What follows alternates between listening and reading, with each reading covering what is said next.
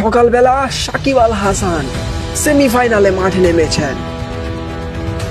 এদিন ব্যাটিং করে সাকিবের দল।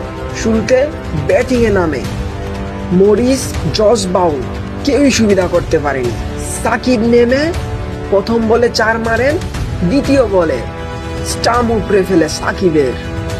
তাতেই রেগে মেগে সাকিব ব্যাট দিয়ে স্টাম্পে আঘাত করতে যান। ততক্ষণে সমর্থকরা বুঝে গিয়েছিল সাকিবের এই রক্তচক্ষু কে সামনাসামনি হবে, কারণ সাকিব রেগে গেলে তো ম্যাচ জেতার আপ্রাণ চেষ্টা করবে। মাত্র 100 রানে অল আউট মন্ট্রিয়াল টাইগার্স। 100 রানে কি আর টি10 জেতা যায়?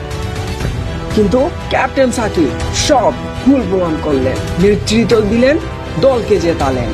5 রান দিয়ে 2 উইকেট নিলেন। কি অসাধারণ বলে! টি10 যুগে 5 রান দিয়ে 2 উইকেট। 100 রানের মধ্যে প্যাকেট করে ফেললেন মঈন আলী, পিটিউরিয়াসদের কিংসকে।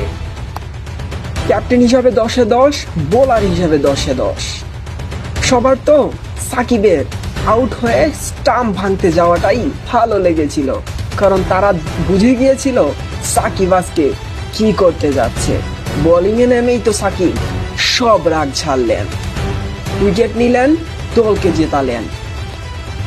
ক্যাপ্টেন সাকিবের দল ফাইনালে।